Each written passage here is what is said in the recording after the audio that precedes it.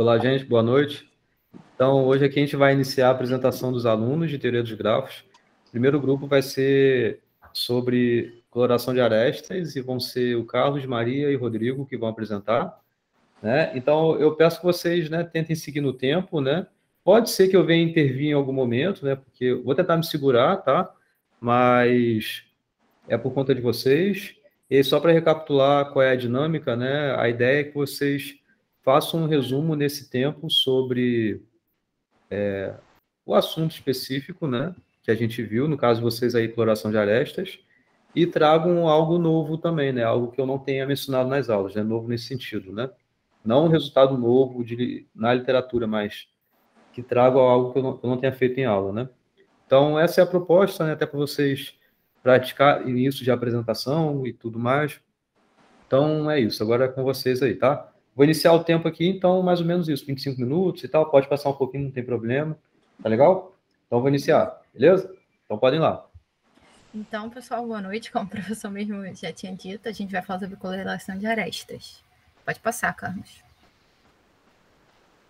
Bom, começando definindo alguns conceitos, né, que a gente viu, é uma cacoloração de arestas de um grafo qualquer G, né, dado o conjunto de vértices e o conjunto de arestas, é quando a gente faz uma atribuição de cores às arestas desse grafo, né?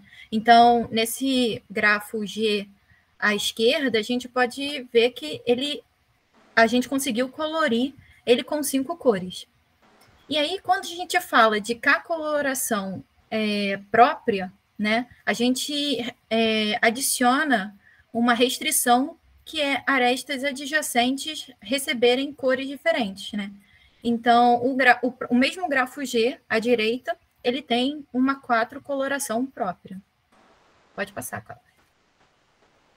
Bom, um outro conceito que a gente viu, né, é o índice cromático, que ele vai nos dizer a menor quantidade de cores que a gente necessita para fazer para o grafo admitir, né, uma cacoloração própria. Então, por exemplo, nesse grafo G à esquerda, ele tem uma coloração própria com 9 cores. Porém, a gente vê que no mesmo grafo G à direita, a gente consegue colorir todos os vértices, né, respeitando a restrição que arestas adjacentes têm que ter cores diferentes, com 4 cores. Então, e aí a gente vê também que quando tentar com 3 cores, não consegue. Então, a gente diz que o índice cromático desse grafo G é 4. Pode passar, Paulo. Já passei. Ah, tá. Obrigada. E aí, a gente, né, analisando, assim, observando, a gente pode inferir, né, um limite inferior e um limite superior para o índice cromático, certo? O limite inferior seria o vértice de maior grau do meu grafo. Porque se eu quero fazer uma cacoloração própria, eu necessito que todas as arestas que incidem em um mesmo vértice tenham cores diferentes. Então, no mínimo, eu vou necessitar da quantidade de arestas que incidem no vértice de maior grau do meu grafo. E o limite superior, a gente pode colocar como a quantidade de arestas, né? Que é só a gente sair colorindo cada aresta do meu grafo com uma cor diferente, que com certeza a gente vai conseguir uma coloração própria.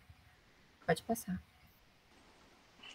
E aí entra, né, uma outra questão, que é como a gente pode ver essa questão da cacoloração, né, esse problema da cacoloração. A gente pode encarar esse problema como um problema de partição, né, do conjunto de arestas do grafo que a gente deseja colorir em subconjuntos. Até o professor, se não me engano, ele falou que esses subconjuntos se chamariam classes de cores, porque cada um deles representaria uma cor, né?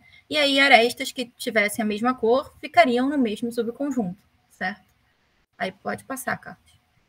E aí, quando a gente fala, né, da cacoloração própria, aí a gente pode pensar no particionamento desse conjunto de arestas do meu grafo, só que em emparelhamentos, né, onde cada cor me daria um emparelhamento possível que existe no meu grafo. Pode passar. E aí aqui a gente botou esse exemplo, né, em que, dado esse grafo G, a gente gostaria de saber se ele admite ou não uma transcoloração, né? E aí, em vez da gente tentar fazer na força bruta, né, que é os testes, colorir essa aresta de cinza, a aresta que está adjacente, que incide no mesmo vértice que essa aresta em cinza, eu não consigo colorir com cinza, eu tento outra cor. Em vez de fazer esse esforço físico, a gente pode aplicar aquela ideia que a gente viu no slide anterior. Porque aqui o que eu quero tentar é fazer uma transcoloração própria, certo? Então, se eu pensar naquela questão dos emparelhamentos, a gente viu na aula de emparelhamentos que o máximo, o emparelhamento máximo que a gente consegue é n sobre 2, certo? Então, se eu divido o meu n, que é o número de vértices, 7, por 2, eu vejo que dá 3, né? Então, como a gente quer uma transcoloração, cada cor me daria um emparelhamento, então eu teria 3 emparelhamentos. Cada emparelhamento com 3 arestas, eu faço essa conta, me dá 9. E aí eu vejo que não consigo colorir o meu grafo G com 3 cores, porque ele tem 12 arestas e não 9. Pode passar. Então, né, voltando àqueles limites que a gente pensou, né, no início da apresentação, eu vejo que, na verdade, esse meu limite superior, esse M, não está muito bom assim, porque apesar do meu grafo G aqui, que a gente estava observando, ter 12 arestas, eu consigo colorir ele com 4 cores, certo? Então, esse limite não é, vamos dizer assim, um limite muito bom para assumirmos, né? Então, pode passar, Carlos. Então, o teorema de Wisen, ele diz, né, que o limite, ele me dá o limite superior, certo? Então, o que o teorema de Wisen, que é um teorema, um dos mais famosos, né, em teoria de grafos, principalmente no assunto da coloração de arestas, ele diz que para todo grafo G, eu tenho que ou o índice cromático do grafo ele é deltão, ou o índice cromático do grafo é deltão mais 1. E aí, o que ele faz? Basicamente, ele divide todos os grafos em 2 classes gigantescas, classe 1 ou classe 2. Os grafos que possuem o índice cromático com deltão é classificado como classe 1, e eu cismo que fala vértice. Os grafos que têm o índice cromático deltão mais 1, eu classifico como classe 2. Pode passar. Aí agora eu vou apresentar, devido ao tempo, né, apenas 2 resultados que a gente viu no decorrer da aula, que são lemas e teoremas que a gente viu à prova com o professor, que são até fundamentais, né, usados e necessários para a prova de Wisen, certo? Então, nesse lema, seja G um grafo conexo que não é um ciclo ímpar. Existe uma duas coloração para G, tal que em todo vértice de grau maior do que 1, as 2 cores estão representadas. Então, como a gente faria a prova, né? Passando assim rapidamente para não perder muito tempo, né? A gente divide a análise em 2 casos primeiro. Quando eu tenho que o grafo G ele é euleriano e quando eu tenho que o grafo G não é euleriano, certo? E aí, quando eu estou analisando, né, o caso 1, que é quando o G é euleriano, eu vou considerar 2 casos possíveis, que é quando o meu grafo ele é um ciclo par. Por o grafo ele ser um grafo euleriano, eu sei que existe um passeio, né, euleriano em que todos os vértices pertencem a esse passeio, certo? Então, aí, eu consigo colorir as minhas arestas dos vértices desse ciclo da seguinte maneira. As arestas que têm índice ímpar, a gente colore com uma cor 1, sei lá, e as arestas que têm o índice par, a gente colore com outra cor, a cor 2. Certo? Já quando eu tenho o meu grafo euleriano, que não é um ciclo par, certo? Então, eu sei que todos os meus vértices têm grau par. Por quê? Porque é um grafo euleriano. Porém, eu sei que tem um vértice.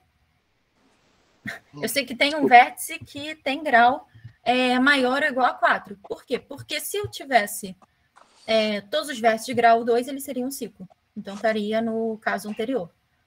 Certo?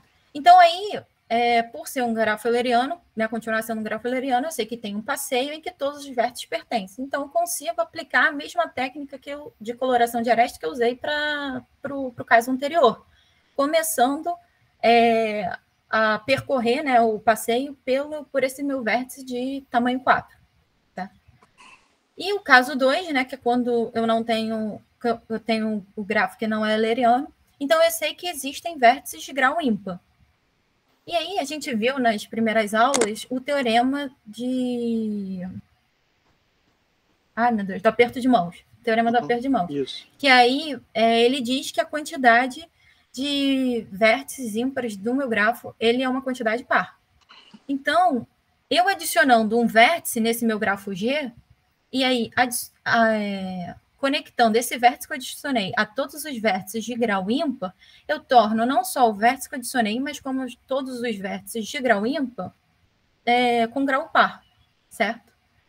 E aí ele torna um grafo euleriano. Então, eu consigo, cai no caso anterior, né? Então, eu tenho um grafo euleriano, que tem um passeio euleriano, então eu consigo aplicar aquela mesma ideia da coloração. Arestas de índice ímpar com a cor 1 e arestas de índice par com a cor 2. Pode passar.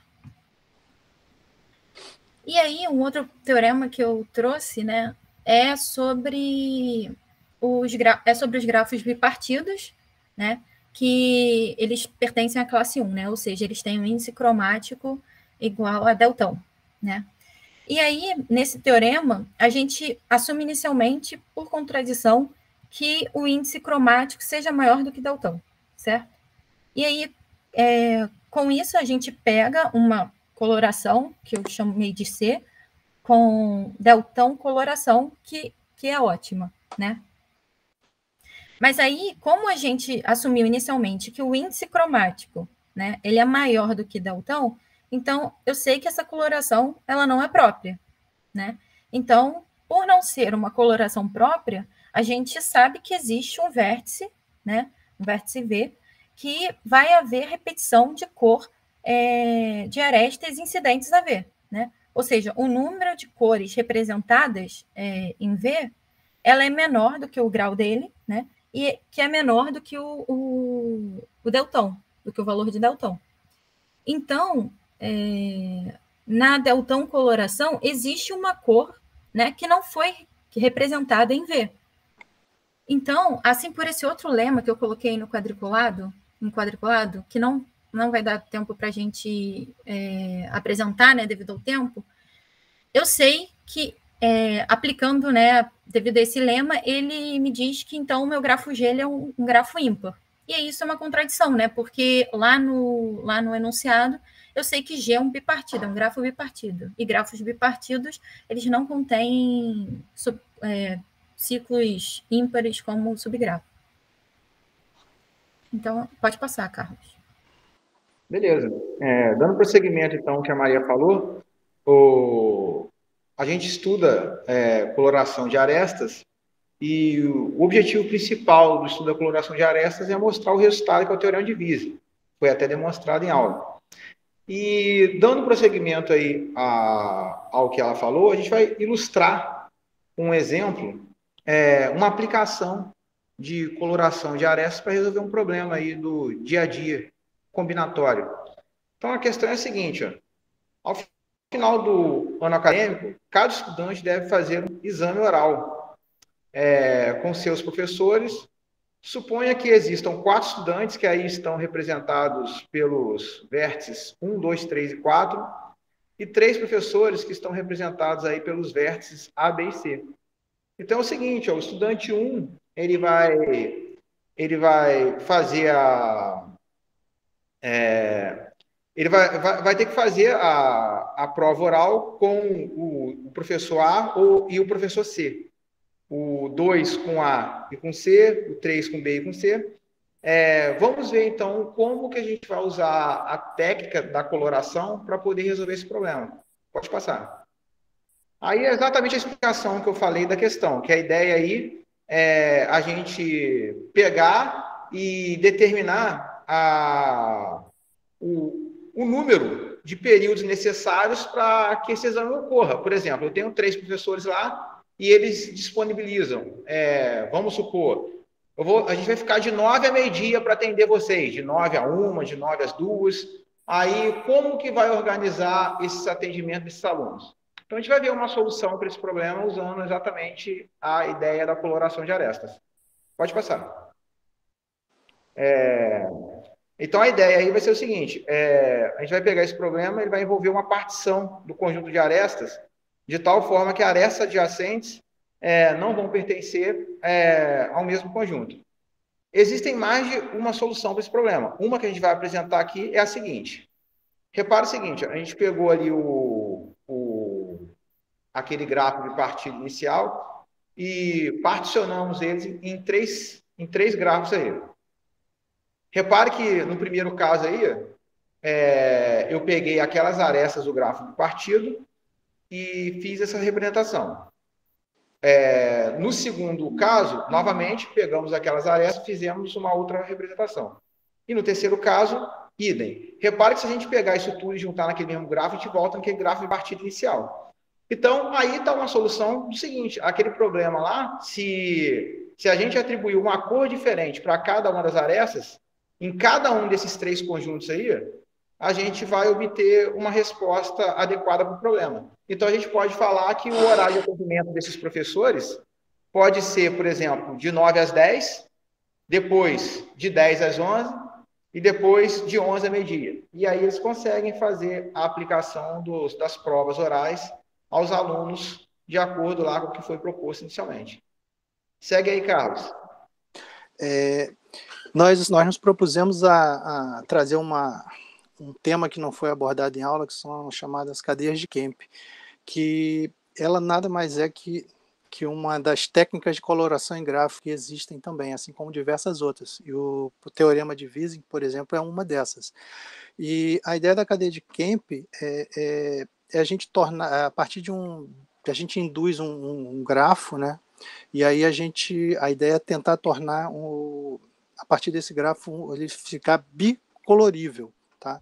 De forma que a gente possa efetuar a recoloração dele, tá? A definição de cadeia de Kemp, eu achei na literatura essa definição, tá? Que chamamos de cadeia de Kemp uma sequência de faces adjacentes coloridas adequadamente, em que cada uma delas possui uma cor, dentro de um conjunto de duas cores. Uma cadeia de Kemp é um caminho em que cada vértice é colorido com uma dentre duas cores. Tá? E em termos de grafo, né, se a gente for traduzir isso para falar sobre grafos, é que, dado um grafo G qualquer, né, e uma K coloração própria de G, uma cadeia de Kemp de G corresponde a duas cores, I e J, de K, que é o subgrafo induzido formado exatamente pelos vértices de cores I e J. Lá na frente, quando eu for mostrar um exemplo, vai ficar mais claro do que eu estou falando aqui. E aí talvez vocês possam estar se perguntando assim, poxa, vocês estão falando de aresta e de repente você está falando aí de vértices na cadeia de Kemp.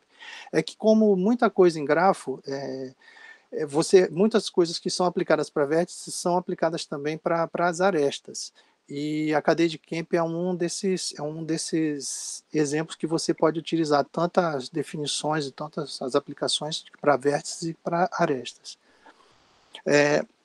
Aí o que eu vou fazer para tentar mostrar para vocês aqui como é que funciona a cadeia de Kemp, né? Porque o que acontece, em termos de cadeia de Kemp, existe um amplo mundo nisso aí para explicar. Mas eu vou tentar ser muito breve aqui para tentar explicar rapidamente como é que funciona, tá? E para isso a gente eu vou tentar por construção mostrar que um grafo bipartido eles são da classe 1, tá? Assim como a gente mostrou no teorema de Wissing, a gente vai tentar aqui mostrar pelas cadeias de Kemp. Vamos imaginar que um grafo, né, tem as suas arestas todas coloridas menos de uma, tá? E vamos imaginar esse grafo G, que o G ele é bipartido com deltão cores, tá? Aí a gente passa aqui para o exemplo exatamente, mostrando que um grafo bipartido, um K23, por exemplo, tá? Tá faltando aqui onde tem, aqui é o vértice V, tá? E o que acontece? Aí a gente tem que dividir esse grafo, onde estão esses vértices, a gente seleciona esses vértices aonde a gente quer definir a cor. E aí a gente pega o vértice V e o vértice W, e aí seleciona esses vértices e atribui como a gente vai tornar o grafo, tentar tornar um grafo um subgrafo induzido bicolorível, a gente faz o seguinte: a gente pega e atribui uma cor ao vértice V, que eu vou chamar ali, denominar de alfa, e vou dar essa cor, a atribuição a ela de azul. E no vértice W, eu vou atribuir chamar ela de beta e tentar atribuir a cor preta para ela. O que acontece? Aí o que acontece? A gente tem que fazer o seguinte: a gente extrai o subgrafo induzido do subgrafo induzido dos vértices conectados ao vértice W, tá? E quando a gente extrai esse subgrafo induzido, a gente obtém essa sequência aqui, que é um caminho, tá, de cores, tá? E a gente pode observar que quando a gente obtém esse caminho de cores, a gente extrai somente as cores que a gente atribuiu a alfa e a beta, que no caso lá foi azul e preto, tá? Vocês até alguém pode até perguntar assim: ué, mas se é um subgrafo induzido, por que não atribuiu o vértice V, né? Se a gente coloca o vértice V nesse subgrafo induzido, a gente meio que contradiz o que nós estimamos antes de dizer que essa aresta pontilhada, ela não tem uma cor definida. Ou seja, que se eu colocar o vértice V, eu estou dizendo que a aresta teria ou cor, nesse momento, ou cor azul ou cor preta, e não é o caso. A gente não sabe qual é o vértice. Então a gente obtém esse subgrafo induzido, e a técnica apresentada nessa aí é simplesmente a gente pega e inverte as cores desse caminho. Quando a gente inverte as cores desse caminho que está sendo apresentado, a gente traz de volta para o grafo original e atribui a cor que era faltante, que a gente vê que estava faltante no vértice. Por exemplo, nesse caso aqui, a gente, quando inverteu a cor, a gente viu que a gente tornou ela preta. E aí a gente simplesmente inverte e inicia a cor azul aqui. E o algoritmo, né, a gente vê que o algoritmo da cadeia de Kemp, ele colore uma aresta a cada iteração. E no pior caso, ele vai verificar todos os vizinhos ao vértice que possuem a aresta colorir. E aí a gente cai no caso da complexidade dele, que a gente pode notar que a complexidade desse algoritmo, ele passa a ser relacionado apenas às arestas e aos vértices, tá? Então ele passa a ser n de m vezes m, tá? E em termos se você quer, por exemplo, se você já sabe de cara que você tem um grafo bipartido e quer fazer a recoloração dele, você pode pegar e aplicar a cadeia de Kemp, de tal forma que você vai conseguir resolver em tempo computacional muito menor que o teorema de Wisen, porque na minha pesquisa eu vi que o teorema de Wisen ele tem complexidade cúbica, e então fica muito mais fácil, muito mais prático e mais rápido você utilizar a cadeia de Kemp para grafos bipartidos, para recolorir. Vai aí, Rodrigo. Beleza. Então, olha só, para finalizar, a gente vai trazer aqui uma outra ideia para coloração, utilizando um resultado também que não foi falado na aula, que é um resultado até interessante, que eu nunca tinha escutado falar, sobre os quadrados latinos. Surgiram lá com Euler. Eles são chamados quadrados latinos, que quando ele fez esses quadrados, ele usava letras latinas para fazer. Então, o que acontece? A gente vai usar essa ideia dos quadrados latinos para colorir as arestas de grafos completos de ordem ímpar. Então, inicialmente, vamos só definir o que seria um quadrado latino. Dá no conjunto S aí, com elementos S1, S2 até Sn, um quadrado latino de ordem n,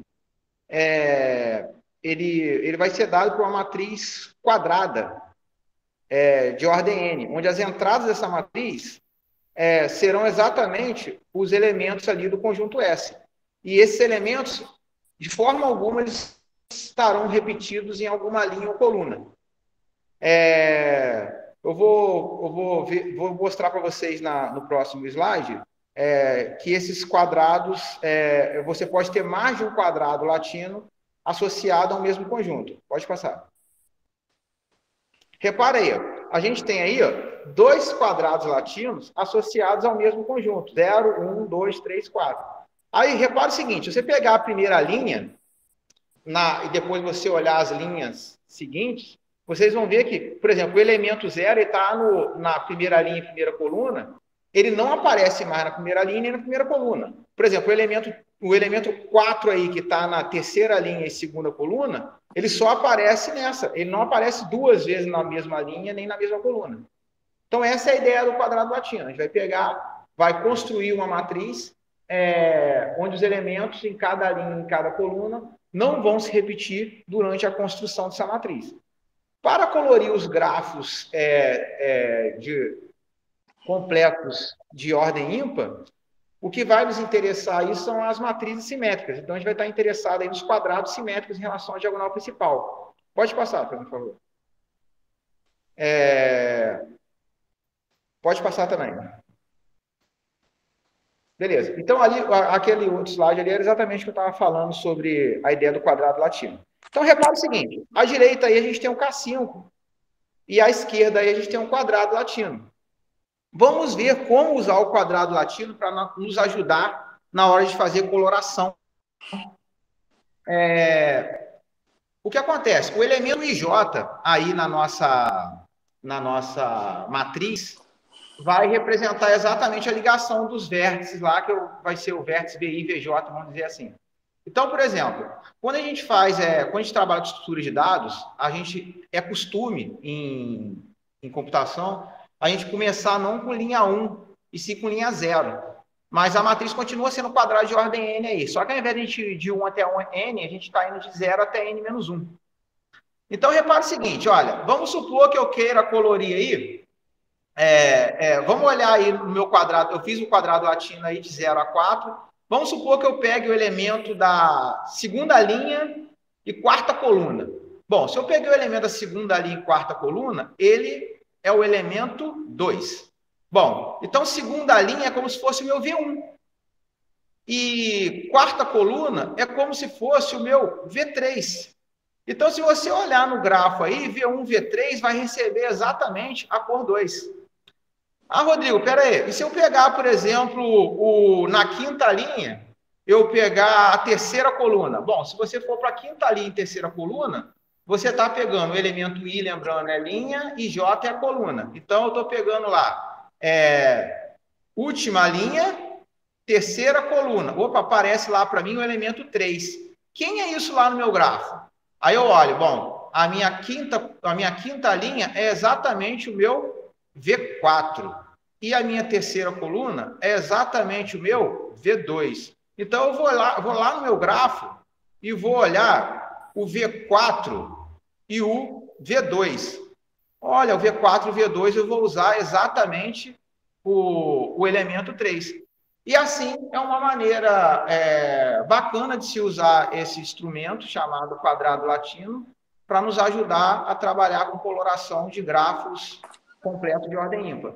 Vocês podem se perguntar, Rodrigo, só o de ordem ímpar? Não, eles também servem para de ordem par. Só que a gente ficou aqui no de ordem ímpar para não estender muito a nossa apresentação. Mas lá no trabalho que a gente vai entregar, a gente vai mencionar esse uso dele também para coloração de grafos completos de ordem par.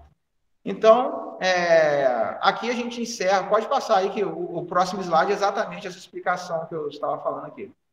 Bom, então, aqui a gente encerra a nossa apresentação e abrimos aí para os demais colegas, e o Luiz, professor nosso aí, fica à vontade para perguntar algo que acharem que ficaram com dúvida aí no nosso trabalho, ou alguma curiosidade, qualquer coisa, a gente estamos aí para tentar solucionar.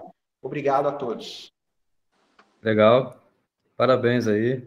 Então, como é de praxe, né, depois da apresentação, a gente tem que bater palma, então, parabéns aí. Vocês falaram bem no tempo, na verdade, ficaram dentro do que eu pedi a vocês, né, mesmo. Eu achei a separação de atribuições, né, que vocês tiveram aí boa, apesar de que quando o Rodrigo logo no início já passou para o caso, eu disse, pô, Rodrigo, você só vai falar isso? Mas aí foi bom que você, né, voltou e falou mais, então realmente cumpriu o que foi pedido. Na verdade, vocês três, né, fizeram bem a separação, eu achei. Acho que eu não contei o tempo de cada um, que cada um falou, ou o tempo de cada um, mas enfim, a profundidade eu acho que foi mais ou menos igual. A Maria, né, falou um pouco da revisão, tanto o Carlos quanto o Rodrigo apresentaram coisas diferentes, né? Bom, legal. O que que eu tenho mais a falar, assim?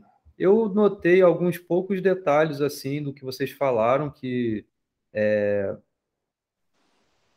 às vezes é pela própria pressa, o jeito de falar, acabou que introduziu algo que deveria estar uma informação um pouco mais completa do que a que foi passada, mas também tem um pouco a ver com ser um resumo, né? Ser algo para ser falado rápido, então é difícil você conseguir falar tudo em todos os detalhes, né? Mas mesmo assim eu vou comentar rapidamente. Só desculpa que tem um mosquito aqui. Desde que a Maria começou a falar, estou tentando matar o mosquito, não estou conseguindo. Ele está aqui em volta, ó. Tá meio difícil, mas eu vou tentar me concentrar. Então, deixa eu passar aqui. O que a Maria falou que eu fiquei, que eu anotei, assim, que teria que completar com mais alguma outra coisa, sabe? Assim, vocês três mostraram conhecimento, assim, mostraram que, consegui matar. Conseguiram falar, né, sobre o assunto e tudo mais. O resumo foi bom, porque falou de um resultado que foi utilizado bastante, né? Tanto o teorema de Wiesen quanto antes, né? Apesar de vocês não terem falado como é a demonstração do teorema de Wiesen, também não esperava que vocês fossem demonstrar o teorema de Wiesen, até porque demandaria muito mais tempo, mas talvez uma ideia da demonstração dele poderia ser falado pelo menos por alto.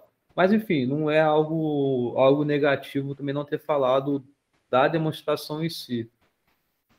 Só seria um plus muito bem-vindo, mas tudo bem por não ter falado. Ao invés de em compensação, teoremas. Isso, não, mas tudo bem, porque é isso que eu ia falar. Ao invés de você não ter falado um pouco da ideia da demonstração dele, você fez do anterior, né? Daquele de utilizar a duas coloração e tudo mais. Mas o que eu senti falta disso é de falar do para que você estava fazendo aquilo. Ah, tá.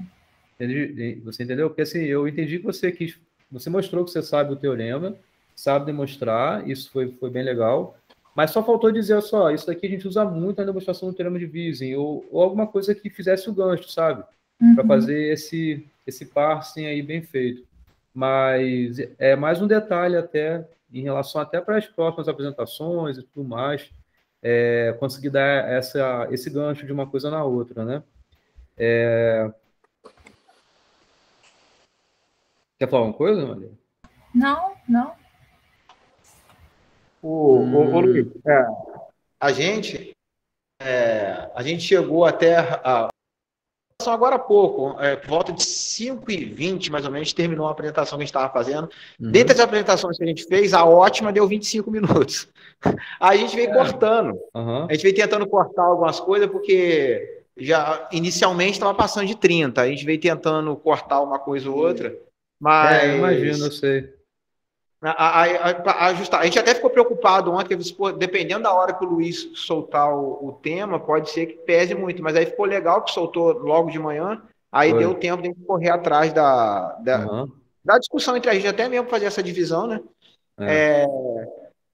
E o que acontece? E aí a gente tentou fazer o que a gente conseguiu retirar da apresentação para tentar cumprir aí de acordo com o que você determinou. A gente vai tentar colocar isso lá no trabalho para te entregar ainda essa semana ainda. Beleza. Tá. Tá bom. Aí eu acho que ainda é um pouco sobre isso mesmo, né? Do lance de resumir, tirar e tudo mais. Mas é um desafio realmente, né? Ter esse trabalho de conseguir falar em poucos minutos de várias coisas e conseguir relacionar e explicar com detalhe tudo, né? Realmente tá uma tarefa difícil. Eu tinha noção dessa dificuldade que seria. Mas tudo bem, vocês foram bem. Aí mais coisas de bobeiras, assim, as cores poderiam ter ficado um pouco mais fortes, né? No início lá... E maior, né? Mais grossas arestas. Poderiam ter ficado mais grosso. Com o tempo, o professor também está pedindo demais, né? Mas eu sou exigente mesmo. Tem que ser exigente. Então, olha só, quer falar? Pode falar aí. Não, que já foi difícil para preparar isso aí. Isso, não, mas algo positivo a vocês. Vocês trouxeram um exemplo novo, mesmo nessa parte aí que eu comentei em aula, né, e tudo mais, da contagem e tudo mais. Vocês também fizeram e trouxeram um grafo novo. Então, realmente é algo a agregar aí.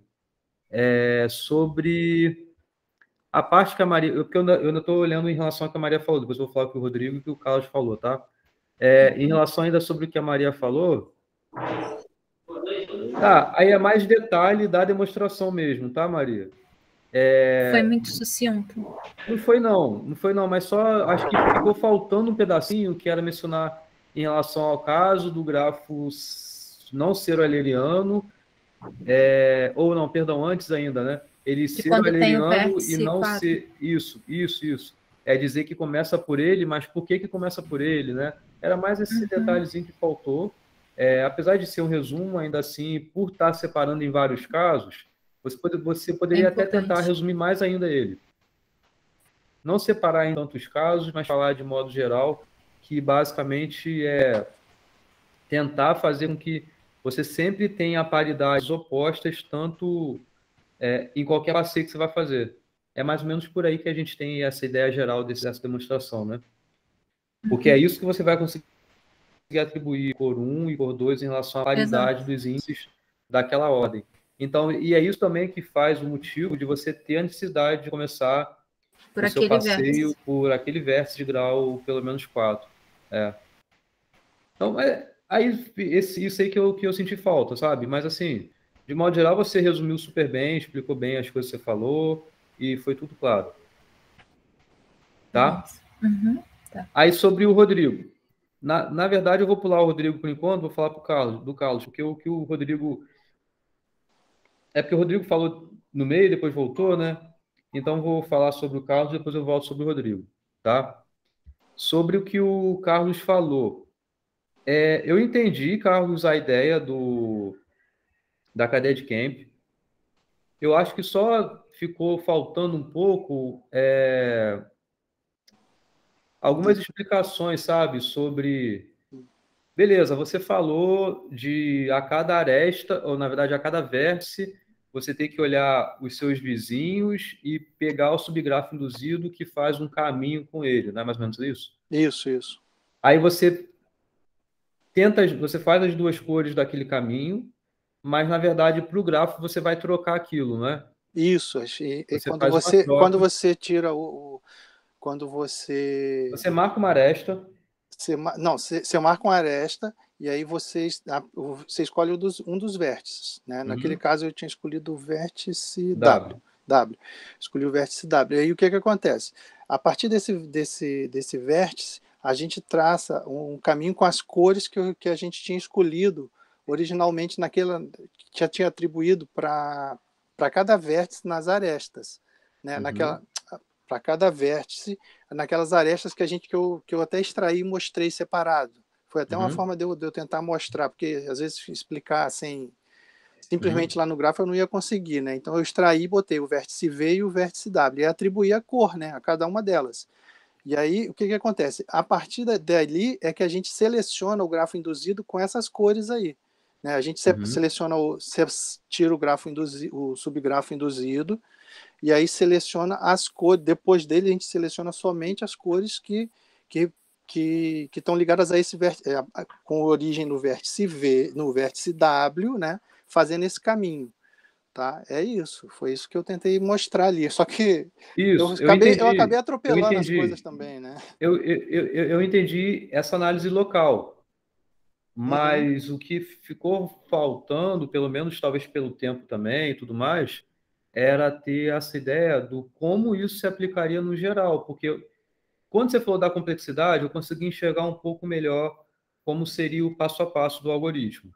Apesar disso, ficou faltando você mencionar essa clareza do que essa análise local implica no global, como é realmente o passo a passo do algoritmo e por que funciona Delton Cores, você consegue colorir para o gráfico bipartido. Porque quando a gente volta, né, quando foi aquilo que eu justamente falta faltou a experiência para tentar mostrar, né? Porque foi muito corrido, né? E hoje, na hora do almoço, ainda estava lendo sobre isso, que eu acabei até de vértice. Por isso que eu falei que depois, no final, eu achei um mundo de coisa desse negócio da cadeia de Kemp. E o que acontece?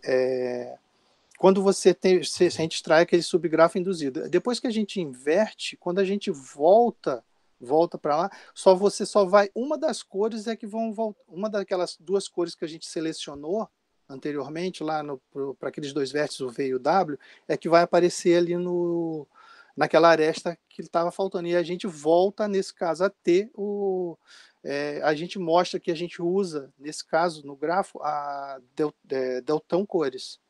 Na hora que a gente retorna com o subgráfico que está induzido já invertido, aquele caminho, né? O caminho, quando a gente retorna. Dá para ter uma intuição assim de que realmente isso não vai afetar, né? Você meio que atribuir nesse deltão aí vai ser suficiente. Mas é só um detalhe, entendeu? Eu sei que o tempo é sempre o maior vilão e tudo mais, mas ainda assim, eu analisando friamente como alguém que está tentando entender, né, e analisando só o conteúdo, são pontos que eu estou destacando assim que senti falta, ótimo. tá? Mas beleza, não é um problema grave, não. É só uma coisa que você falou que isso realmente não estava correto, foi quando você mencionou sobre a complexidade. Porque você falou de n ao cubo, teorema de Wisen, lá, a coloração do teorema de Wisen. Na verdade, depende sobre o que você está falando, porque é em relação à atribuição de cores, aí talvez eu até consiga compreender esse deltão mais 1. Não sei exatamente se daria esse deltão mais 1, se daria n ao cubo. Mas, assim, se você tem um grafo qualquer que seja, deltão mais 1 é o limite superior. Então, aí não entra em questão em complexidade, saber, é deltão mais 1, é O de 1, é constante fazer isso. Porque é só você saber, constante uma vez que você saiba qual é o deltão do grafo. Se você não sabe isso, basta você fazer uma varredura na sua sequência de vértices lá e você consegue saber qual é o deltão do grafo. Então é linear você obter esse valor. Isso é em relação ao valor. Outra coisa é saber qual é a distribuição de cores que você vai fazer com deltão mais 1. Entendeu? Então, isso ficou faltando você deixar claro o que é que você estava se referindo. Mas ainda assim, você falou em n ao cubo, aquela complexidade que você colocou ali é O de n ao cubo também. Porque a cardinalidade de arestas é O de n ao quadrado, no pior caso. E você colocou da quantidade de arestas vezes a quantidade de vértices. Então, O de n ao cubo por conta do tamanho. Sim. Já entendi. Então, isso daria n ao cubo também. Foi na hora seria de n ao quadrado vezes n ao quadrado. Então, foi a hora que seria n ao quadrado vezes n. Daria um n ao cubo aí. Tá? Mas aí foi aí que eu peguei um detalhezinho errado que você falou, tá? Mas deixa eu fazer uma pergunta, então. O teorema de Wisen, porque como eu não tive muito tempo para pesquisar essa parte da complexidade, primeira informação, uma das primeiras informações que eu tive é que era o teorema de Wisen era n ao cubo. Então ele não é n ao cubo, é isso? Então, o teorema de Wisen, na verdade, ele se refere ao limite do índice cromático de um grafo. Não, mas é o algoritmo que eu falo, a parte do algoritmo que eu estava. O algoritmo de distribuição das cores. Aí pode até ser que seja. Então pode ter até sido ser, porque realmente eu não sei te falar agora. Pode ter sido isso que eu me confundi de repente. Talvez o guloso funcione, mas você sabe, Cíntia, porque Cíntia que estuda mais coloração de arestas, né? É que tem a fórmula que ele vai colorindo, né, no algoritmo. A prova vai colorindo, acho que é esse que é aí na cubo, né? Tem um algoritmo que ele prova colorindo. Isso, mas não é nada guloso, é o próprio passo a passo que a gente tem no algoritmo, né? Aliás, naquela demonstração, né? De troca de cores e coisas do tipo. Nossa, bem que ali a gente ia por contradição. Ele vai colorindo, daí quando falta uma cor, ele faz as cadeias de Kemp lá e troca as cores. Então ele utiliza a cadeia de Kemp dentro dele, né? Usa. Entendi. Então, na verdade, eu acho que acaba que precisa ter algo a mais aí, Carlos. Não, é que faltou realmente, faltou uma abordagem melhor, mas Realmente. Eu falhei, então, nesse ponto aí. Não, tranquilo. Beleza. Aí, só para ter um pouco mais rápido, por conta até do tempo, o Rodrigo, o que o Rodrigo falou? Sobre o seu primeiro exemplo, Rodrigo, ok, eu entendi, né? Foi um exemplo assim bem lúdico, né? Rodrigo tá aí? Tô Você ainda. tá com o tempo bem enrolado, né? Então, foi mal, acabou que eu esqueci disso, você tem que sair agora, né? Mas então, você falou um exemplo, uma aplicação inicial que foi simples, né? Lúdica e tudo mais, é bom, né? Para início de curso, né? Que a pessoa está falando. Sobre o lance do quadrado latino, eu senti falta, na verdade, é mais isso de formalizar, né? No sentido, beleza, consigo colorir lá os grafos completos, tudo bem. Mas qual é a garantia de que aquilo realmente vai funcionar? Vai ser uma coloração própria? Então, ali é interessante que... Isso ficou faltando você falar. Pelo menos Uhum. eu não vi isso. Eu conheço o quadrado latino, eu sei que funciona e tudo mais. Você aplica essa ideia para várias classes de grafos, mas como que funciona aquela permutação ali, né? Nesse detalhe que eu senti falta. A ideia da permutação matemática ela é até interessante, que ela usa, a gente vai dar uma passeada lá na álgebra, cara. É legal, mas tipo assim, de fato ficou faltando isso aí, que não deu para elencar muita coisa, cara. Isso, e sobre o Delton mais um aí em relação, que ele era Delton mais um, né? Então, falar exatamente aquilo também ficou faltando, tá? Não, tá tranquilo. Beleza, então eu vou tentar resumir em um minuto aqui e falar rapidamente. Vocês foram bem, eu gostei do que vocês escolheram falar, então acho que foi legal, apesar de ter pontos aí que poderia ser melhorado, mas claro, de um dia para o outro eu sei que tá tudo tinindo assim, é pior, é mais complicado. Mas eu gostei que vocês foram bem aí e trouxeram coisas novas e também falaram de coisas que não foram triviais que eu tinha mencionado na aula, tá? Legal. 7 horas em ponto. Valeu. Então, gostaram do que eu falei? Vocês querem comentar alguma coisa? Vocês não concordam? Querem me bater? Querem... Não, tranquilo. Não, tranquilo. Não, eu achei que foi pertinente, professor. Principalmente na minha parte, né, que eu falo, assim, da teoria. Eu fiquei muito na dúvida de, tipo, eu vou para o teorema de Wiesen, dou preferência a falar dos teoremas que a gente viu na aula 13, né, que, tipo, usa mesmo o teorema de Wiesen e tal. E eu senti muita dificuldade, principalmente para resumir eles, para falar de uma forma assim, que, claro, 2.0, né? Corrido. Mas, tipo, é mais ou menos a ideia principal de cada um deles é aquela, entendeu? Eu achei que sim, faltou esse nível de detalhe, principalmente na minha parte, naquela. Ali onde você pontuou mesmo, né? Que tem aquelas restriçõezinhas, assim, que são pontos assim, importantes serem mencionados, né? E são detalhes, né? Como você falou. Uma coisa que eu aconselho, agora meio que para você já passou, né? Mas então, nas aulas que eu. No ano passado, principalmente. Rodrigo, desliga aí o seu microfone. Eu já estou só terminando a aula aqui. Ô Luiz, eu vou ter que sair aqui rapidinho. Tá bom, valeu, tchau. Beleza? Valeu. Eita, que barulho é esse? Tá, então, o que eu ia falar? Nos vídeos que eu tenho lá gravados de revisão da matéria do ano passado, eu tento resumir cada aula bem rapidamente, assim. É claro que para mim eu acabo falando um pouco mais do que o outro e tal, mas também não ia entregar isso de bandeja, assim, né? Mas meio que para quem vai falar na próxima aula, né? Mas enfim, agora já foi.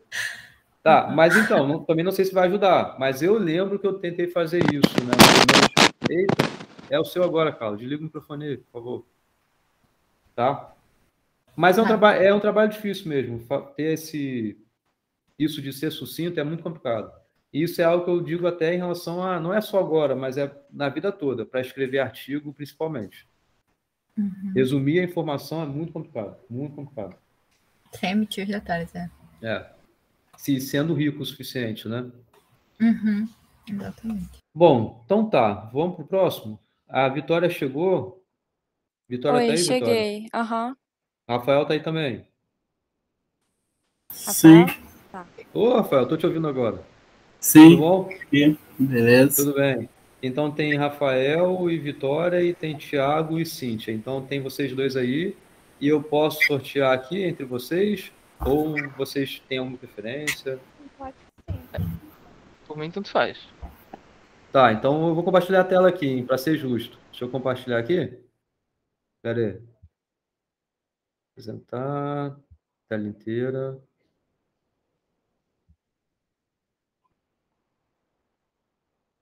Eu tinha até colocado aqui já a página para poder fazer um sorteio.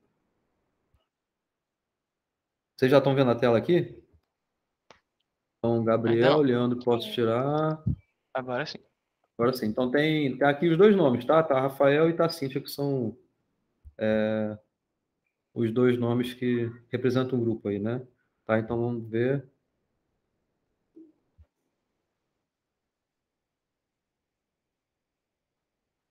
Tarararararararam.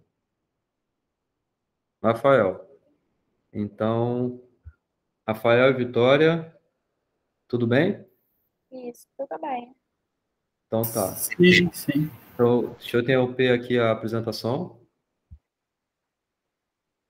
Rafael, quer que eu compartilhe a tela aqui ou você compartilha? Pode compartilhar.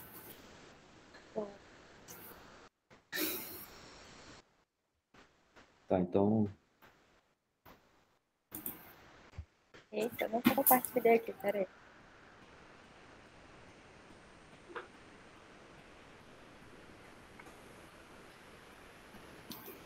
Vocês estão vendo minha tela? Ainda não. Agora sim. Agora vai aparecer. Tá. Deixa eu abrir aqui.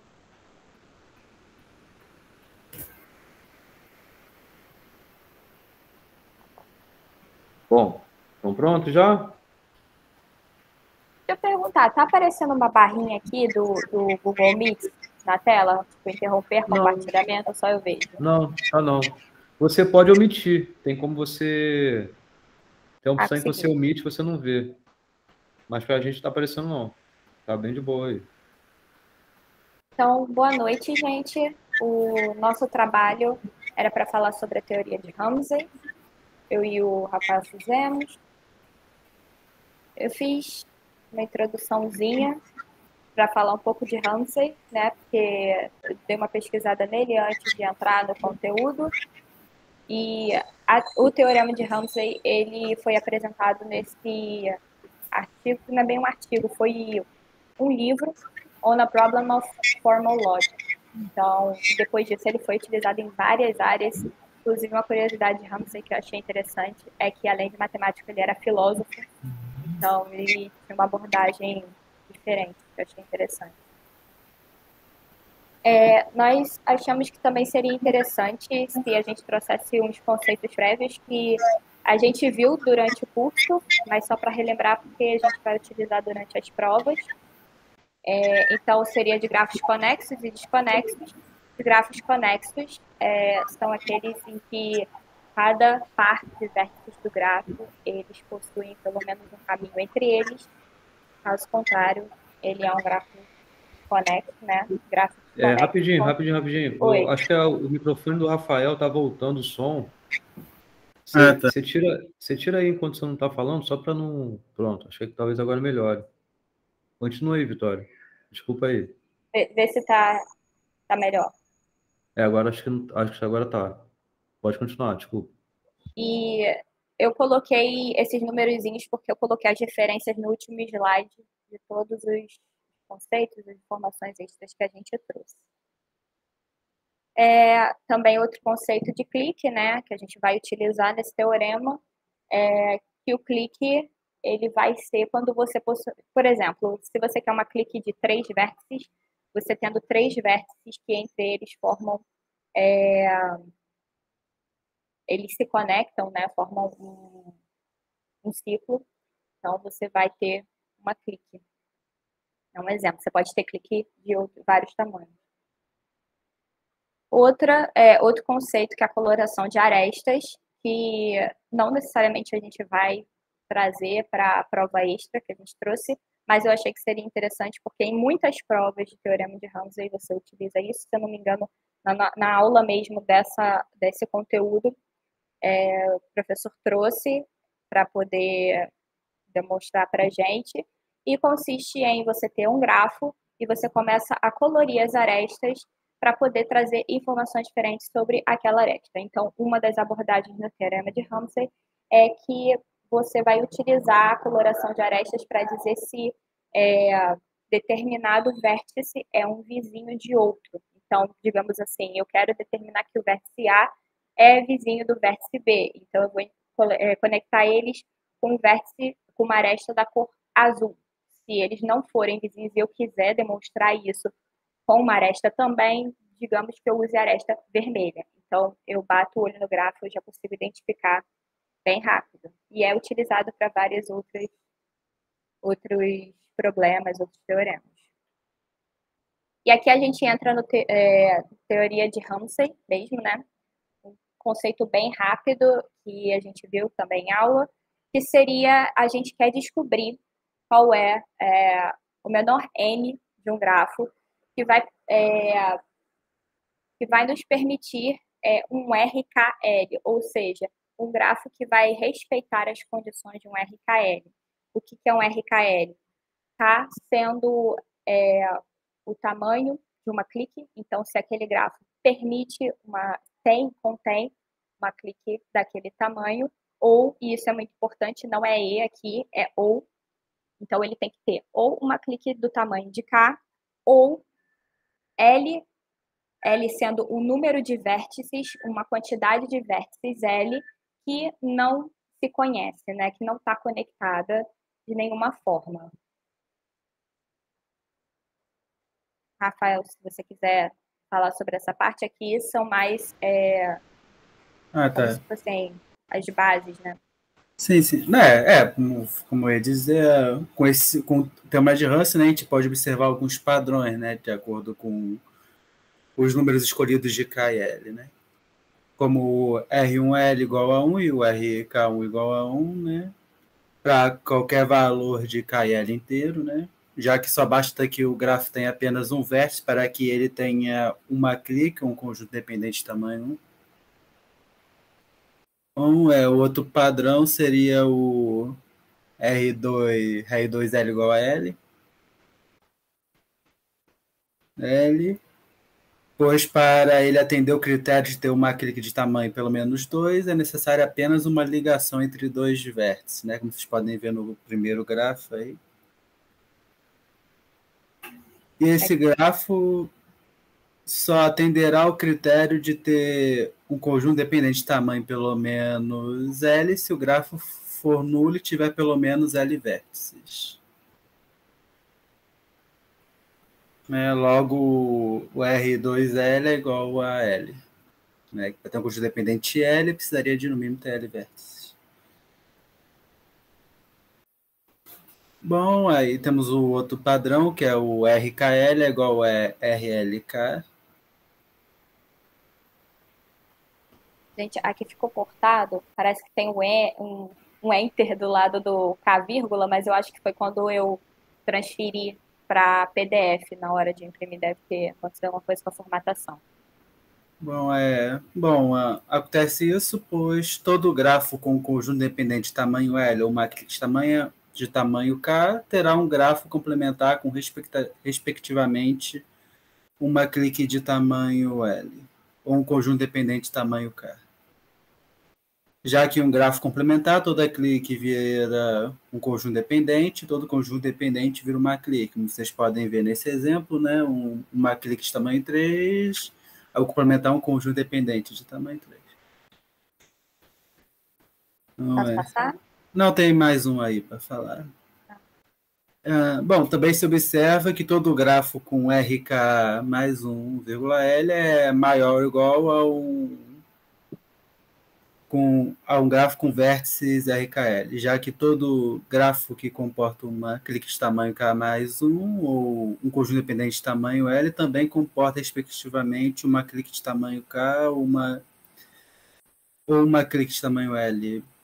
Como podem ver, né, uma clique aí de tamanho 4, se você remover um vértice, será uma clique de tamanho 3. logicamente. Pode passar?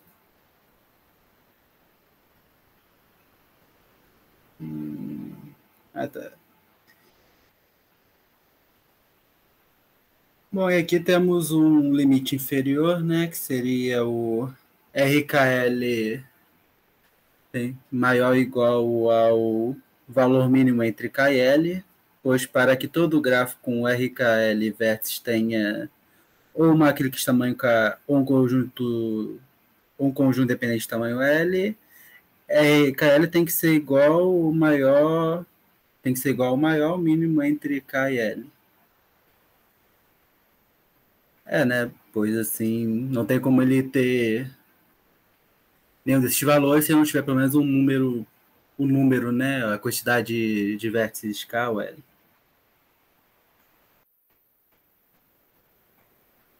Bom, agora falando um pouco do limite superior, né? Se K for maior que 2, né? E o L maior ou igual a 2, então o RKL terá que ser menor ou igual ao RKL menos 1 mais RK menos 1,L.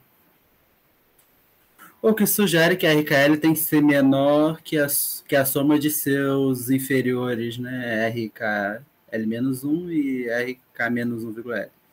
Isso pode ser provado por uma contradição matematicamente, né? Que eu digo que não irá dar tempo de mostrar agora. Bom, e temos também a consequência desse teorema anterior, que seria o RKL tem que ser menor ou igual à combinação de K mais L menos 2 sobre o K menos 1, que eu não consegui desenhar muito bem aí por causa, né, que não dá para representar muito bem na digitação, né, uma combinação direita.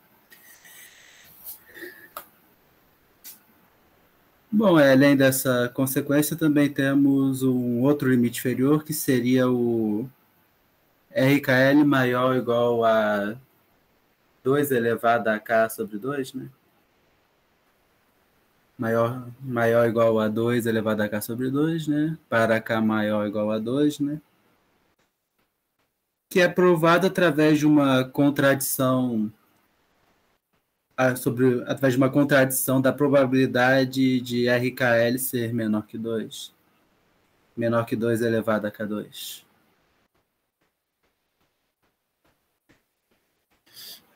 Pode passar? Bom, aqui temos alguns valores, né, da teoria de Hansen, né? O Reiter. Na verdade, esses valores são os valores que são conhecidos até agora pelos documentos que eu li. Eu coloquei até uma referência lá, um seisinho, que a gente conseguiu achar alguns documentos trazendo esses valores. Não consegui achar se tinha uma atualização, se conseguiram identificar mais além de R4, 5, mas a gente já tem conhecido esses valores para a teoria de Hansen. Obrigado aí, Victoria. Né? Bom, eu irei aqui apresentar para vocês, né, a prova que a gente já viu na aula, né, do R3,3. Bom, né, para provarmos, né, que todo grafo de tamanho 6 possui uma clique, um conjunto dependente de tamanho 3, temos que tratar separadamente, né, entre grafo conexo e desconexo. Se ele tiver pelo menos 3 componentes conexos, aí já temos uma clique de tamanho pelo menos 3. Se for 2 componentes conexos, ou teremos uma clique de tamanho 3, ou um conjunto independente formado por um par de vértices de cada componente, né? De um componente conexo. De um componente conexo, mais um vértice de outro componente conexo, que seria igual a 3. Vocês podem ver no exemplo, né? Nesse caso aí temos um componente conexo teremos um conjunto dependente de 4 vértices, nesse caso. Bom, e no caso dos componentes... no caso, se for um grafo conexo, se a clique de tamanho 3, então corresponde, né, ao critério estabelecido, né? Se não houver clique de tamanho 3, então o tamanho da maior clique é 2. Considerando essa hipótese, né, escolhendo o vértice V qualquer, se V fizer ligações com pelo menos 3 vértices, 3 desses vértices formam um conjunto dependente. Pois se não for assim, se teria uma clique de tamanho 3 envolvendo o vértice V. Se não houver o vértice de grau pelo menos 3, então cada vértice possui grau igual a 2 ou 1. Já que o grafo tem que ser conexo, então o grafo ou é um C6 ou um P6, né, como está apresentado ao lado. Em ambos os casos, o grafo possui um conjunto independente de tamanho 3. Próximo. Com isso, foi provado, né, que todos os grafos com n igual a 6 têm uma clique de tamanho 3 ou um conjunto independente de tamanho 3. Com grafos com menos vértices, há exemplos, né, que não cumprem o critério desejado. Se o grafo possui n menor ou igual a 3, já é impossível ter uma clique com um conjunto independente de tamanho 3. Se n igual a 3, o grafo P3 já não serve, como demonstrado aí. Se n igual a 4, o C4 já não cumpre os requisitos. E se n for igual a 5, o C5 não serve. Logo, R3,3 é igual a 6 mesmo. Pronto, pode ir, Victoria. Então, agora a gente veio trazer a prova do que seria o próximo da sequência, né? Para esse R3,4, nós temos algumas provas na internet, como são trazidas, né? Eu vi pelo menos 2 diferentes. Só que eu tentei seguir a mesma lógica que o professor usou em sala para poder facilitar a compreensão, trazer os conceitos que a gente aprendeu. Então, nesse exemplo, a gente vai provar para esse caso. Mas a gente vai fingir que a gente não sabe que o resultado dele é 9. A gente vai começar como se a gente não soubesse. A única coisa que a gente sabe até o momento foi a prova anterior que foi feita, que R3 é igual a 6. Então, a gente sabe que aqui a gente vai precisar de um N, eu botei N igual a X ali, mas é um N maior que 6. Então, começando pelo 7, eu trouxe aqui exemplos. Por exemplo, o N igual a 7, a gente já tem esse caso, que ele não possui clique de tamanho 3, e se vocês fizerem ali o mapeamento, vocês vão identificar que não temos 4 vértices que não se conectam, né? Um conjunto de 4 vértices que não se conectam, que não são visíveis. Para o caso do N igual a 8, acontece a mesma coisa, ele não cumpre nenhum o outro do requisito, nenhum clique de tamanho 3, e não conseguimos identificar nesse grafo 4 vértices que não se comuniquem. E aí nós chegamos ao N igual a 9, porque a gente sabe que se a gente tem caso do N igual a 7 e o N igual a 8, que não atendem, logo o nosso N tem que ser superior a 8. Se não fosse o 9, a gente ia continuar tentando até identificar aqui. E o N9 a gente já conseguiu um caso em que aqui não possui uma clique. Não possui uma clique, porém a gente consegue identificar. Está até errado esse círculo aqui. Esse círculo no 4, na verdade, que tinha que estar no outro. Mas seriam 4 vértices que eles não se comunicam. Então, coloquei aqui, como eu falei, que o R34 tem que ser maior que 8, mas R34 seria igual a 9? Isso garante que é igual a 9? Não, não garante, a gente só tem um caso, então a gente precisa continuar olhando. Então, a gente começa na mesma abordagem que o professor trouxe, que vamos olhar primeiro para grafos desconexos com N igual a 9. Se vocês pensarem na subdivisão de um grafo com N igual a 9, se a gente dividir esse grafo em mais de 3 componentes, né, mais de 3 conjuntos independentes para formar, a gente já tem aí pelo menos 4 vértices que não vão se conectar, justamente pela questão deles estarem desconexos, né? Então, se a gente dividir em mais de 3, a gente já tem garantido que pelo menos 4 vértices não vão se conectar. E para os casos em que nós temos apenas 3 ou 2 conjuntos independentes. Bom, nesse caso em que a gente tem só 3 ou 2, a gente tem uma implicação de que, nesse caso, como a gente vai dividir em 3 e o nosso número é 9, a gente, por exemplo, teria a formação de 3 componentes com 3 vértices. Então, a gente pode ter uma clique se a gente dividir por 3. A gente pode. No caso de 2, se a gente dividir, a gente vai ter uma componente com 4, outra componente com 5, uma componente com 3, outra componente com 6. Então, a gente também tem a possibilidade de ter uma clique de tamanho 3 nesses casos. Se a gente não tem a clique, então a gente tem que analisar. Nesse caso aqui, a gente dividindo, a gente já sabe que no caso de dividir por 3, a gente já vai ter 3 vértices que não se conectam. No caso de 2, a gente já vai ter 2 vértices, pelo menos, que não se conectam. Então, a gente tem que analisar. Se a gente já tem 3 vértices que não se conectam, aqui é um exemplo. Aqui, a gente redistribuindo, a gente já pode identificar que aqui a gente traz uma clique. Então, a gente, analisando separadamente, a gente pode ter essa possibilidade de ter uma clique justamente pela quantidade. Mas se a gente não tiver uma clique em nenhum desses componentes conexos, pelo menos um par de vértices não se conectam. O que eu quero dizer com isso?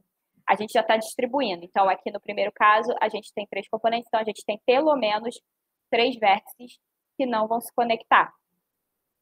No entanto, esses vértices eles se conectam no seu interior e, se elas não formam uma clique, então eles têm uma quantidade inferior a 3 vértices naquele conjunto ou superior a 3 vértices naquele conjunto. Isso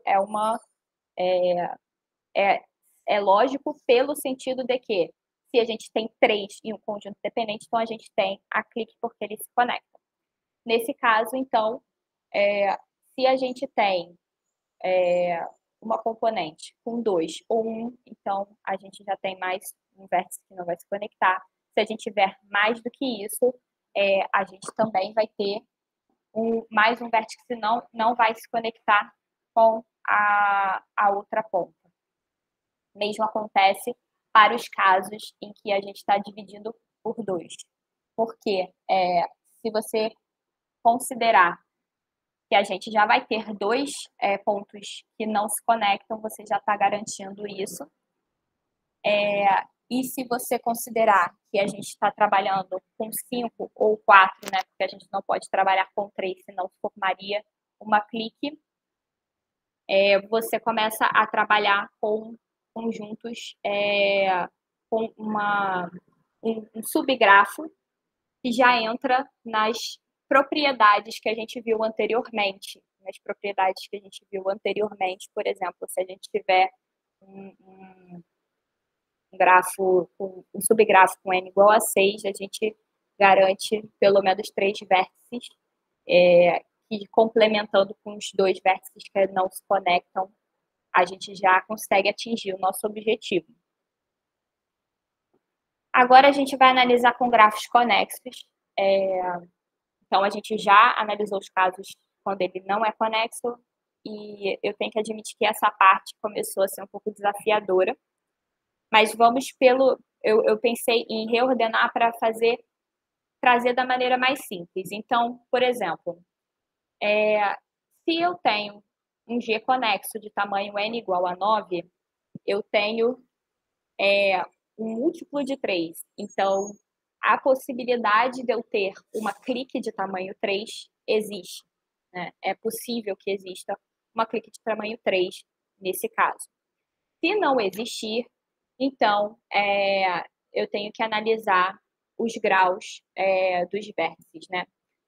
Se eu possuo um grafo onde os vértices têm grau máximo igual a 2, o grau máximo que vai acontecer? Eu posso ter grau igual a 1.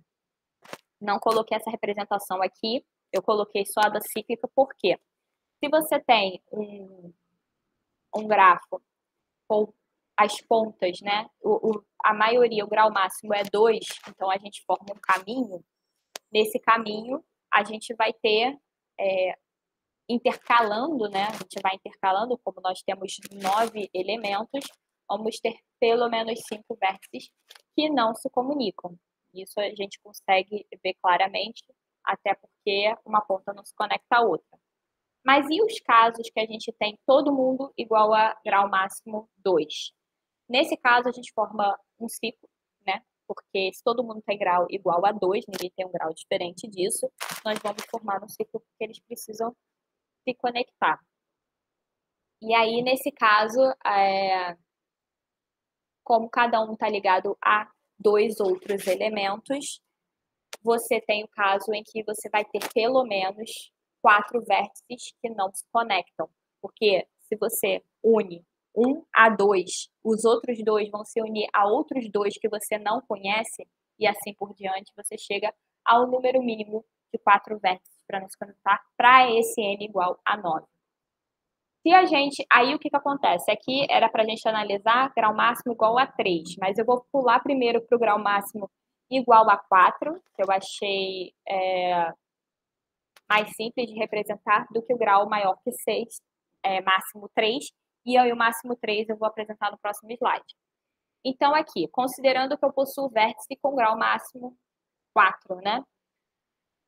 Então, eu já tenho 4 vértices, se você considerar, até pegando o exemplo que o professor deu, para o G com N igual a 6, né, para R33. Se ele se conecta a 4 vértices, então eu tenho o caso em que 4 vértices não se conectam, se eles não se conectarem, ou pode ser que, respeitando a clique de tamanho 3, pelo menos 3 vértices que esse vértice conectou, são vizinhos, né, não se conectam. Porque se eles se conectarem, nós vamos ter uma clique.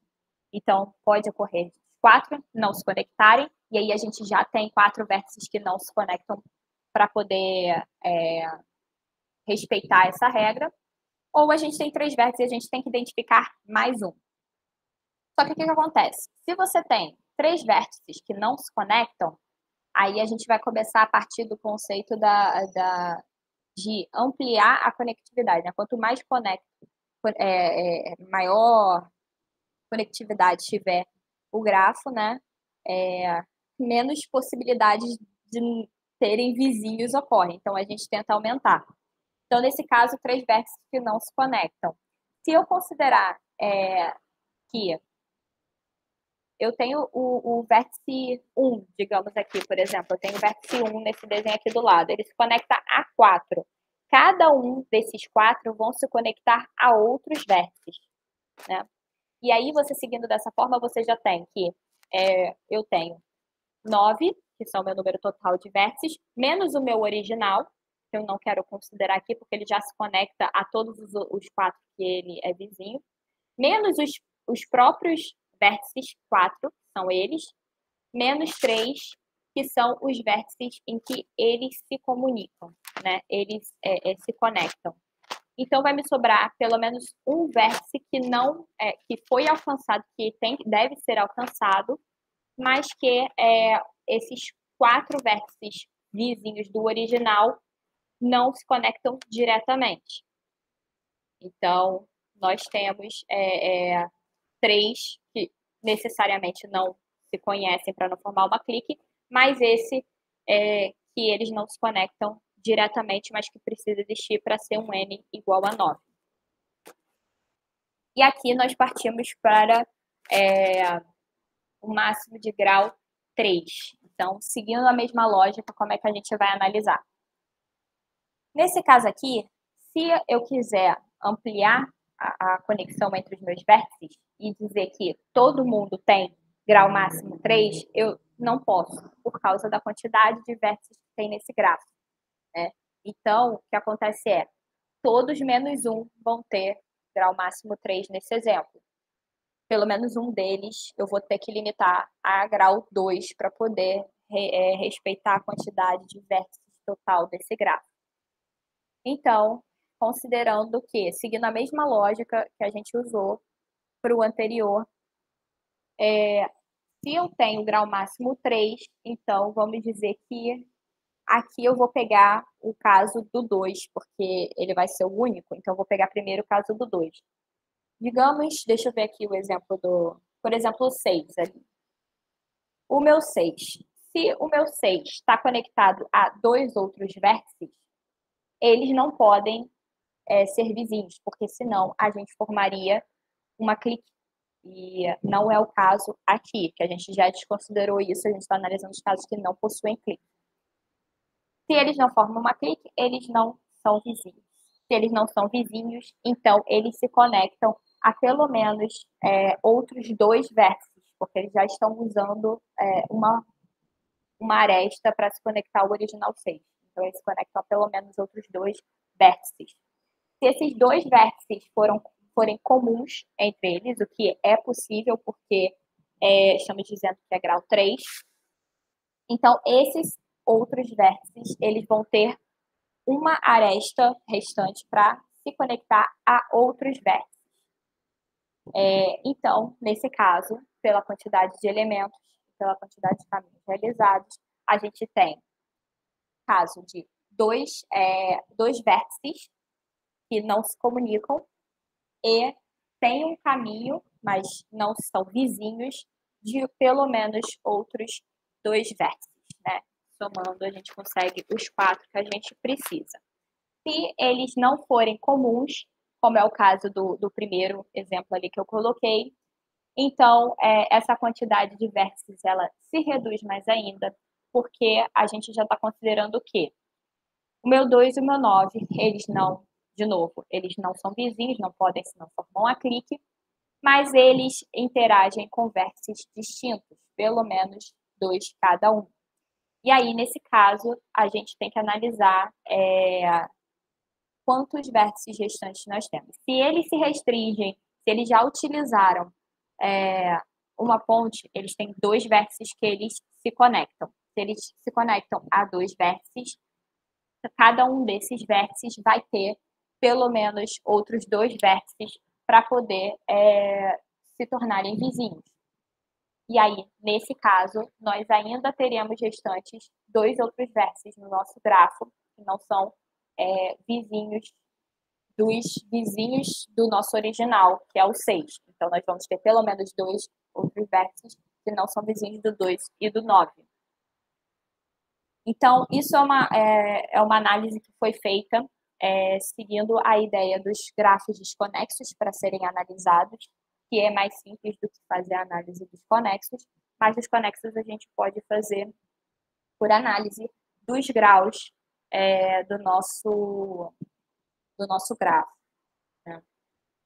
Levando em consideração o grau máximo, porque quanto menor o grau, então a gente vai ter, como a gente viu no 2, a gente vai ter uma gama maior de vértices não vizinhos.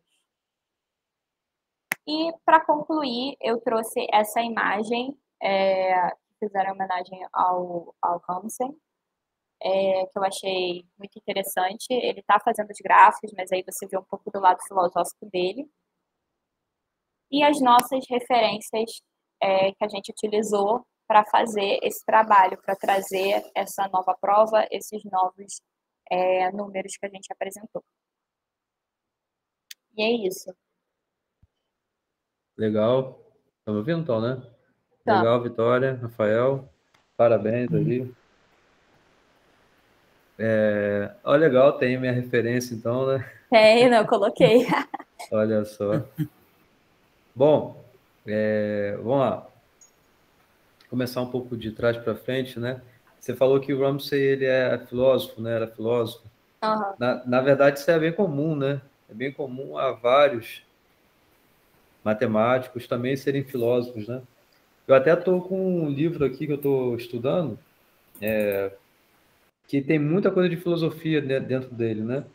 É muito rico, assim, até mesmo em relação a paradoxos que misturam e conceitos de axioma, conceitos de primitivas. Tem muita coisa filosófica associada à matemática, né? Então, realmente é bem legal. Eu acho muito interessante, porque afinal de contas a ciência veio da filosofia, né? Então, caminham bem juntos. Os dois querem explicações, né? Uhum. Os dois buscam resolver problemas, né? Sendo que os objetos às vezes mudam um pouco, né? Bom, vamos lá. O que tem para falar sobre vocês? Eu notei uma diferença grande assim em relação à separação do que cada um falou, né? Sim. Então acho que o Rafael ficou mais com essa parte inicial que era necessário também, né? Sobre o resumo, né? E você cuidou basicamente dessa parte, né? Enquanto a Vitória falou do resultado além, né? O que tá legal, foi uma separação legal. Eu só senti falta, Rafael, de algumas coisas suas, tá? Bom, Tá. uma coisa inicial que eu tenho a falar isso é para tudo, passar empolgação, sabe? Isso nem em relação ao conteúdo, mas em relação à apresentação, né? Falar de um jeito que as pessoas fiquem envolvidas, sabe? E não simplesmente falar só por falar, porque passou um pouco essa ideia, você me entende? Não estou falando isso por mal, não, mas é uma coisa que eu senti. Eu estou indo até um pouco além, né, do conteúdo, mas também tentando ajudar vocês, né, a falarem, se exporem, né, até porque foi uma turma que permaneceu bem quieta durante todo o período, né, então eu quis fazer isso para ouvir vocês também um pouco, né. Então, é uma dica que eu te dou, tá? Beleza. Uma coisa que é importante também, Rafael, isso assim, é bem importante, não ler slide, tá? Tá. E isso é algo que, assim, é fundamental para mostrar que você entende o assunto, que você sabe o que você está falando. Então, o ideal eu sei que é difícil, até você quer ensinar alguma coisa, então você pode até ver os meus slides que estão cheios de texto, né? Sim. Mas o ideal nem é ficar lendo, é explicar o que está ali, claro, mas fazer desenhos, tentar falar de um jeito que você mostre para quem está te ouvindo que você sabe aquilo, entendeu? Então, e às vezes até, bom, você poderia ter falado um pouco mais de algumas coisas, mas eu sei que o lance do tempo é complicado, né? E tudo mais. Mas, por exemplo, dessa parte inicial, eu concordo que tem demonstrações ali que demandariam muito mais tempo, né? Por exemplo, para provar que o R de KL é maior ou igual ao R de K-1L mais o R de KL-1. Essa demonstração, a segunda, né? Porque a primeira é em relação a ser maior ou igual do que o mínimo, não sei o que, sei lá. Menor ou igual, né? Então, isso, essa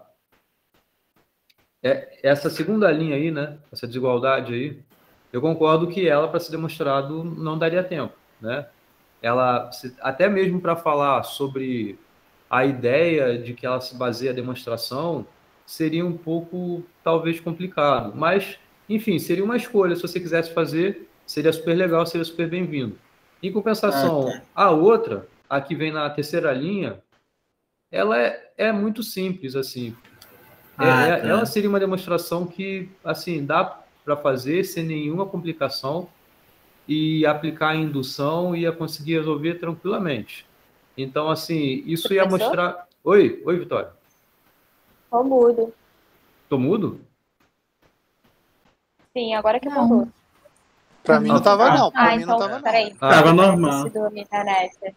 Tá. Foi minha internet. Desculpa, bom. gente. Não, beleza. Então, assim, isso era algo que aí sim traria uma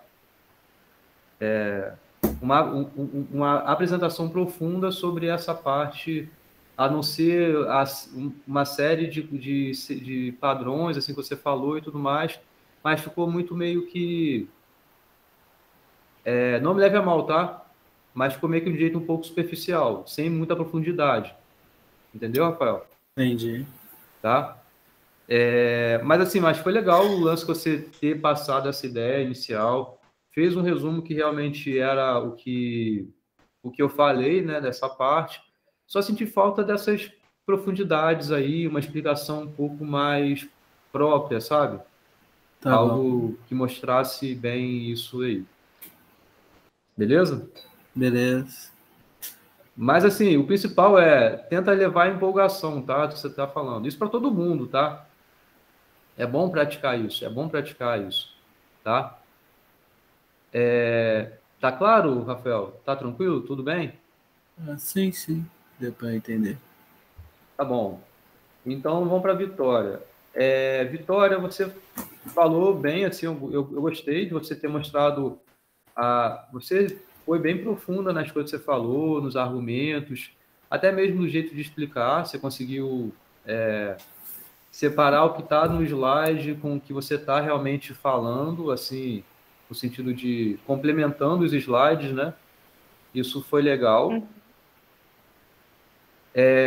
E a parte nova, né, que você trouxe sobre o R de 3, 4, né, que você fez, ela realmente é uma demonstração que segue a mesma ideia da que eu fiz em aula.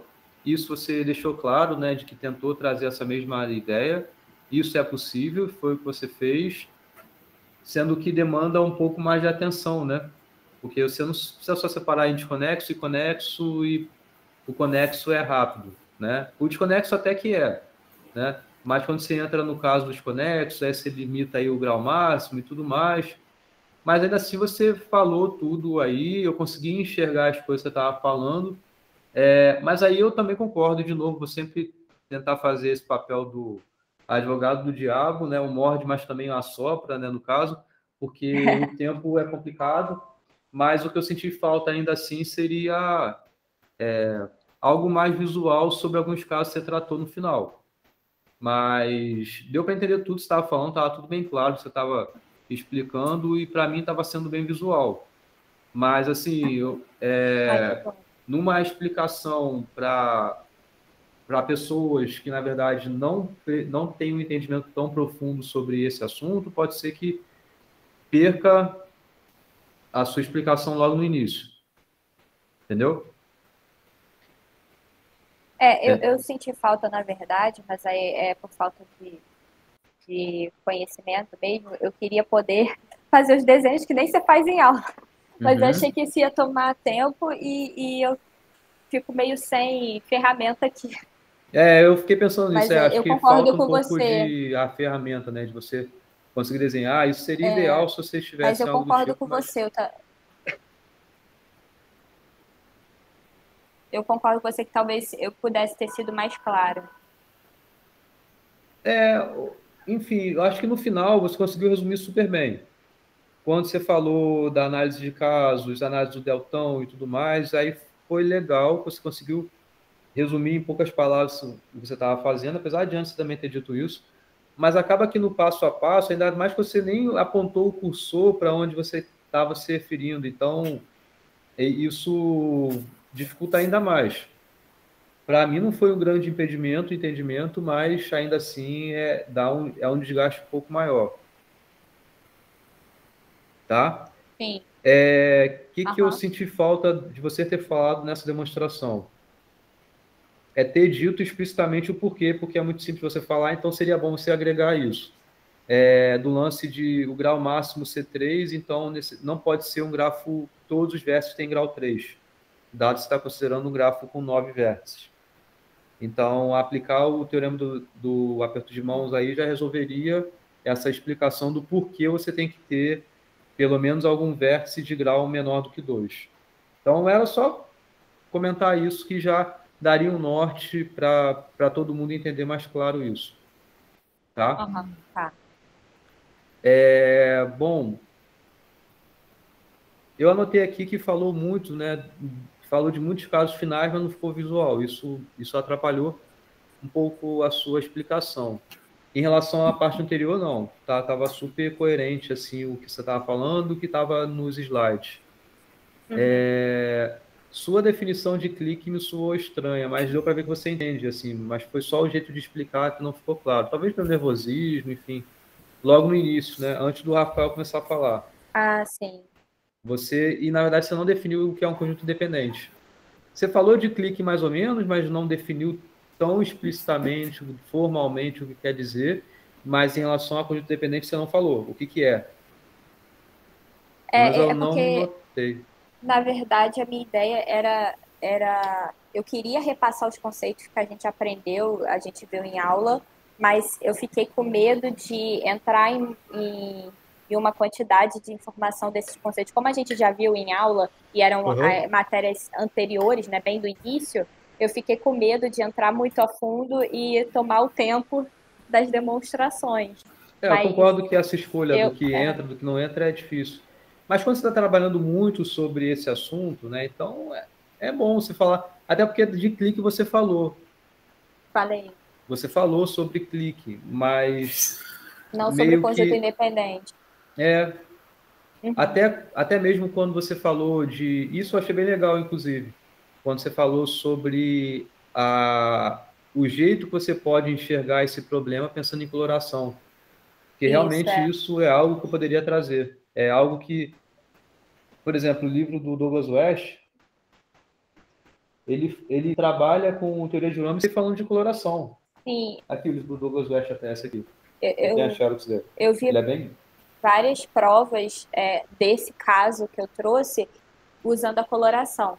Só que aí eu Isso. achei que se ia ser mais uma informação a mais, e eu achei que talvez para entendimento ficasse mais claro se eu usasse a mesma linha que você trouxe em aula. Mas Aham. realmente tem a maioria, na verdade, das provas para esse caso de R34 são com coloração, por isso que eu trouxe esse conceito. O próprio limite que eu provei aí de ser maior ou igual a. Perdão, toda forma é igual, né? De R de KL ser menor ou igual de que R de K menos 1 L mais R de KL menos 1, esse próprio limite ele pode ser demonstrado com coloração de um jeito. Poderia se pensar até mais fácil do que foi o que eu fiz em aula. Mas eu prefiro desse jeito aí, que não misturo coloração e foco só nessa parte combinatória aí, sem usar coloração. Mas realmente Uhum. existe, sim. Eu achei legal você ter falado disso.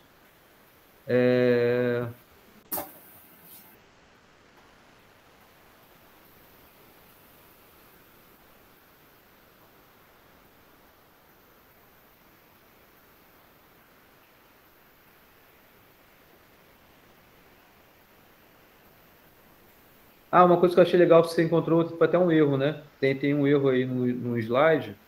Sim, sim. Eu Ah, identifiquei na é. hora que eu estava explicando de novo. Foi aqui. O O que que 1 e o acontece 4. é porque, se eu não me engano, tem até esse exemplo depois de novo.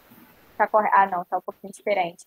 Mas aqui não era para ter marcado o 1 e o 4, né? Porque senão ele não forma o conjunto que a gente está buscando. Aqui era para talvez selecionar, deixa eu ver. A gente poderia selecionar. Acho 1 e 5, né? Isso. É Isso um aí, Isso, Rafael. 1 e 5. exatamente. Porque aí o 5 não se conecta nem com 7, nem com 3, nem com 1. Então, esse 4 aqui, eu marquei errado, tinha que ser no 5. Isso aí. Então eu só senti falta disso também. Quando você viu que estava errado, mas tinha que ser outro, não falou qual era. Ah, tá, Aí desculpa. eu anotei para poder comentar isso, você comentar agora qual seria. Beleza.